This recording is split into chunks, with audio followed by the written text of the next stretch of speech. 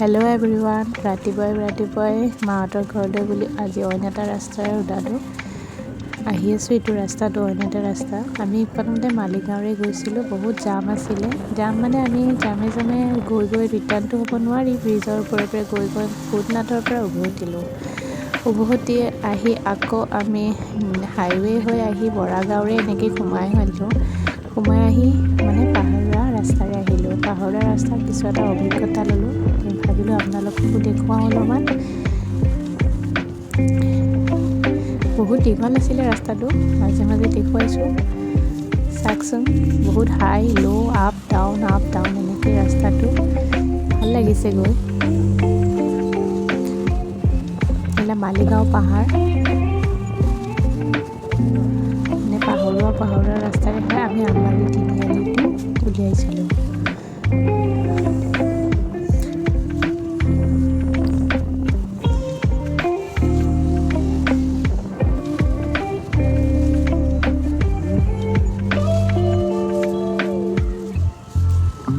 হ'ব পাৰে পাহাৰুৱা ৰাস্তা, কিন্তু ঘৰ বাৰীবোৰো ইমান বেয়া নহয়, ঠিকে আছে।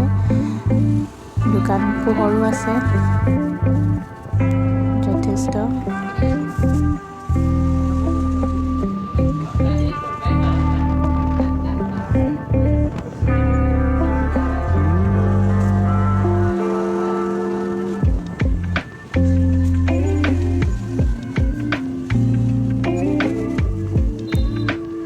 এইটো যে মনসা মন্দিৰ বুলি কওঁ চেগুনবাৰীৰ। তাৰপিছত এইখন পালোঁ BEd কলেজ চেগুনবাৰী। এয়া পামেই আৰু আমাৰ আমবাৰী তিনিআলি। বিৰাট ডাঙৰ মনসা পূজা হয় ইয়াত।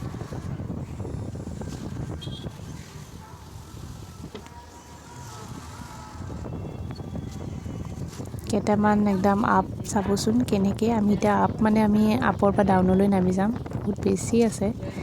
আৰু এটা টপ আপ এটা আছে, যিটো আমি নামিব লাগিব। নামাৰ পিছতে আমি তিনিআলিখন পাই যাম আৰু মেইন ৰাস্তা।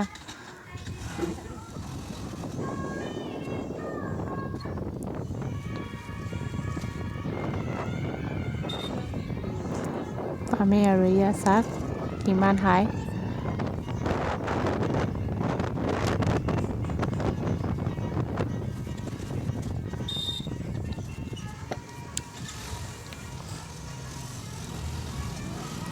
পালোৱেই আৰু আমি